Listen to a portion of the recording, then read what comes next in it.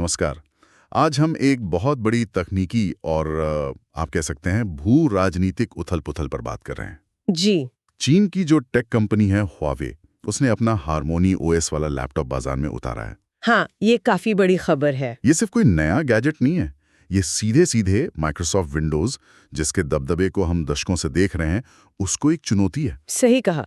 सोचिए, दुनिया के लगभग 80 से 90% पीसी पर विंडोज चलता है। और अब हुआवे का ये कदम, वो भी तब जब अमेरिका ने उन पे लाइसेंस का बैन लगाया था। तो सवाल ये उठता है कि क्या ये टेक की दुनिया में ताकत का समीकरण बदल रहा है? क्या चीन अपनी तकनीकी आजादी की तरफ बढ़ रहा है? जी, और क्या विंडोज जैसी बड़ी कंपनियां पीछे रह जाएंगी?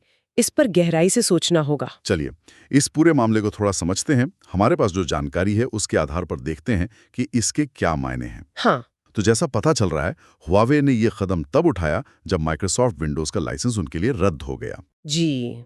अमेरिकी प्रतिबंधों के चलते। और चीन ने इसे एक मौके की तरह देखा, अपनी तकनीकी और जिसे कहते हैं डिजिटल संप्रभुता उसे स्थापित करने का। उनका लक्ष्य है कि वो विदेशी ऐप्स पर, ऑपरेटिंग सिस्टम पर या प्लेटफॉर्म पर निर्भर न रहें। डेटा सुरक्षा और तकनीकी स्वतंत्रता, ये उनके लिए शायद सबसे जरूरी हो गया है। हाँ, पश्चिमी देशों, खासकर अमेरिका, ने जब हुआवे और जेटी जैसी चीनी कंपनियों पर प्रतिबंध लगाए, तब चीन को यह एहसास हुआ कि उन्हें अपना रास्ता बनाना होगा। अपना ऑपरेटिंग सिस्टम, अपना प्रोसेसर, अपना पूरा इकोसिस्टम। जी हाँ। और हार्मोनी ओएस उसी दिशा में एक बहुत बड़ा कदम है। ये विंडोज से अलग है।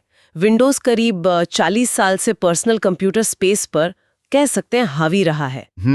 तो ये उस एकाधिकार को तोड़ने की एक कोशिश है। विंडोज की जो एक आम शिकायत रहती है, वो है कि ये कभी-कभी अस्थिर हो जाता है, क्रैश हो जाता है। हाँ, एक छोटी सी गड़बड़ भी कई बार पूरे सिस्टम को रोक देती है।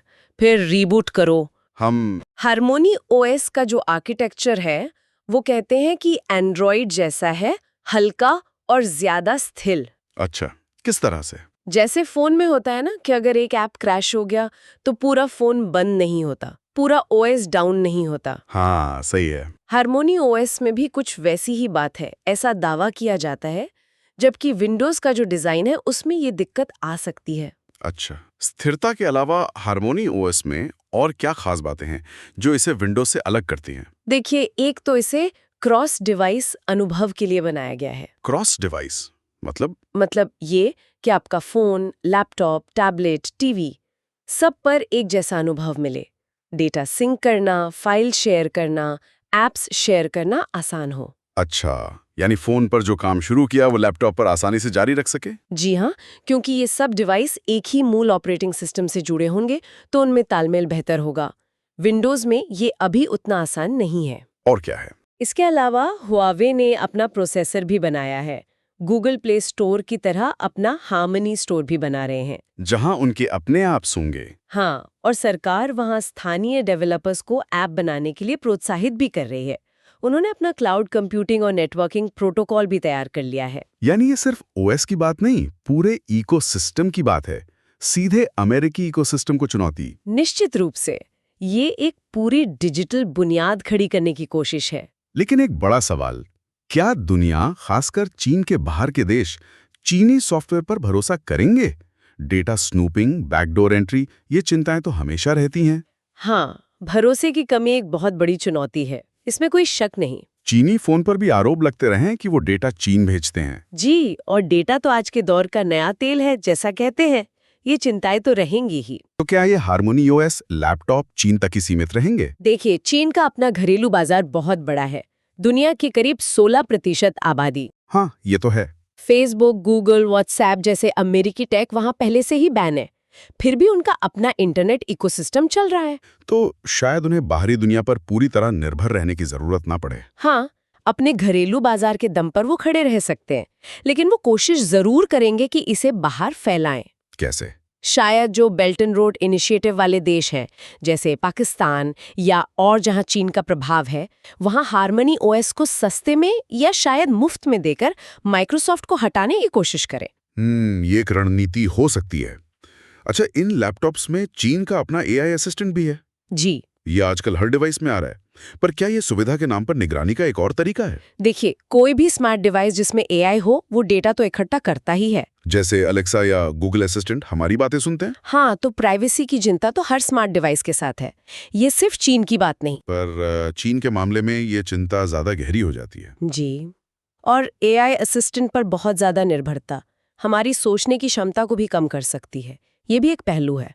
क्या ऐसा हो सकता है कि चीन की सरकार चाहे कि नागरिक ज्यादा सवाल ना पूछें, बस निर्देशों का पालन करें? ये कहना मुश्किल है, पर हाँ, इस तरह की टेक्नोलॉजी का इस्तेमाल नियंत्रण बढ़ाने के लिए किया जा सकता है।